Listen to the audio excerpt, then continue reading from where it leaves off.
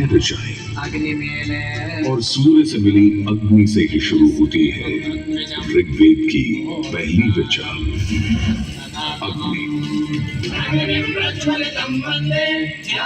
जो सूर्य के प्रकाश और ऊष्मा में थी।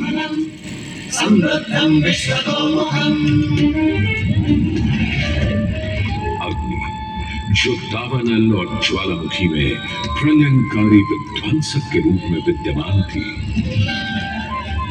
अग्नि, जो चौखट पर पहरेदार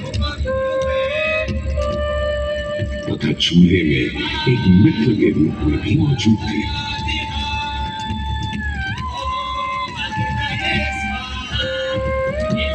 तभी तो भारत ही नहीं, पुरातन मिस्र में रा, दक्षिण अमेरिका में इंटी, अफ्रीका में लीजा, फारस में अगी, चीन में जुरान, जापान में कागुत्सुची और कोजिन, तुर्की में अलाज, यूनान में हेफेस्टोस हेलिकोस और रोमनों में वाल्केन और फीबस जैसे पौराणिक अग्नि स्वरूप देवों की कल्पना विद्यमान है।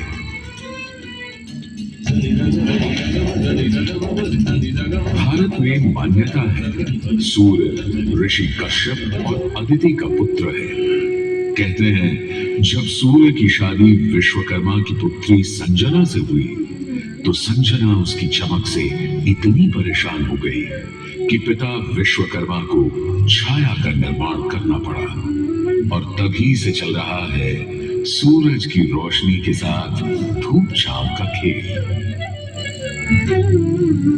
उन्होंने सूर्य के कुछ टुकड़े काटकर उसी से गढ़ दिए थे भगवान विष्णु का चक्र, शिव का त्रिशूल,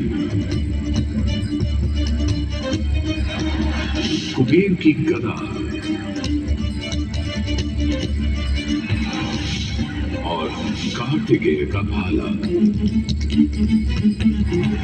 किंतु इतना होने के बाद भी सूर्य बिना रुके अपने 7 श्वेत अश्वों के रथ पर आरूढ़ आकाश की परिक्रमा करता ही रहता है, करता ही रहता है।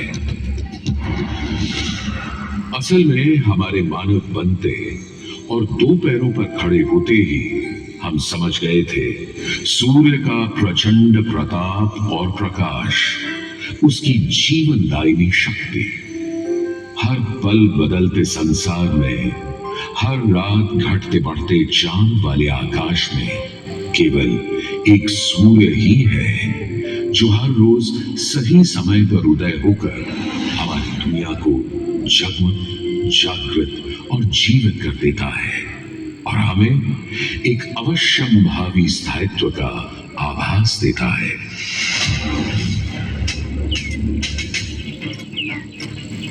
सूर्य से ही तो हमारी फसलें, फल, पक हमें भोजन देते हैं। सूर्य से ही तो हमें बादल और बारिश मिलती है और सर्दियों में सूर्य जरा रूठा तो जीना दुभर हो जाता है।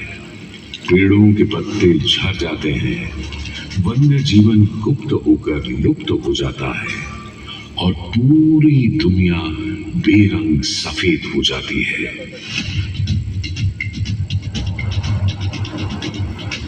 सूर्य ही तो सारे संसार को ऊष्मा, ऊर्जा और ओज से ओतप्रोत करता है।